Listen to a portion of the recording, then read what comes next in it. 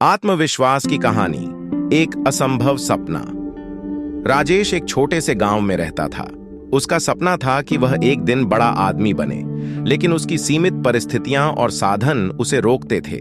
गांव के लोग उसकी महत्वाकांक्षाओं पर हंसते थे और उसे असंभव मानते थे, लेकिन राजेश का आत्मविश्वास अडिग था। एक दिन गांव में एक बड़ा खेल प्रतियोगिता आयोजित हुआ। प्रतियोगिता का मुख्य आकर्षण एक लंबी दौड़ थी, जिसमें पूरे क्षेत्र के लोग भाग लेने वाले थे।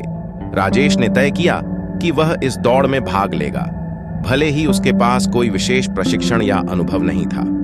गांव के लोग फिर से उसकी हंसी उड़ाने लगे, लेकिन राजेश ने सोचा कि उसे खुद पर विश्वास करना चाहिए। राजेश ने दौड़ के लिए तैयारी शुरू की। उसने रोज सुबह उठकर दौड़ने की आदत डाली और अपनी सहन शक्ति बढ़ाने के लिए कठिन अभ्यास किया। इसके बावजूद कई बार उसे थकावट और असफलता का सामना करना पड़ा, लेकिन उसने हार मानने का विचार भी नहीं किया। उसका आत्मविश्वास उसे लगातार आगे बढ़ने की प्रेरणा देता रहा।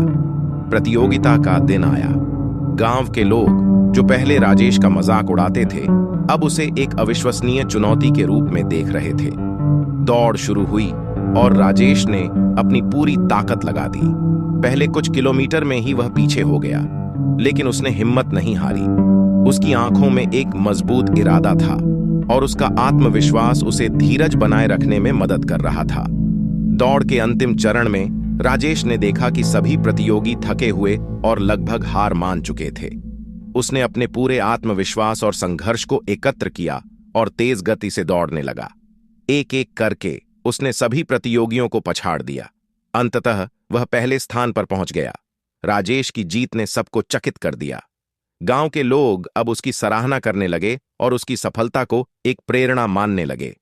राजेश ने साबित कर दिया कि आत्मविश्वास और मेहनत से असंभव को भी संभव बनाया जा सकता है। इस कहानी से यह सीखने को मिलता है कि आत्मविश्वास और दृढ़ संकल्प से कोई भी मुश्किल चुनौती को पार किया जा सकता है। राजेश ने हमें यह दिखाया कि अगर हम खुद पर विश्वास रखें और अपनी मेहनत और परिश्रम से किसी भी लक्ष्य को हासिल कर सकते हैं। ये कहानी आपको पसंद आ गई तो जरूर लाइक, शेयर और सब्सक्राइब करें।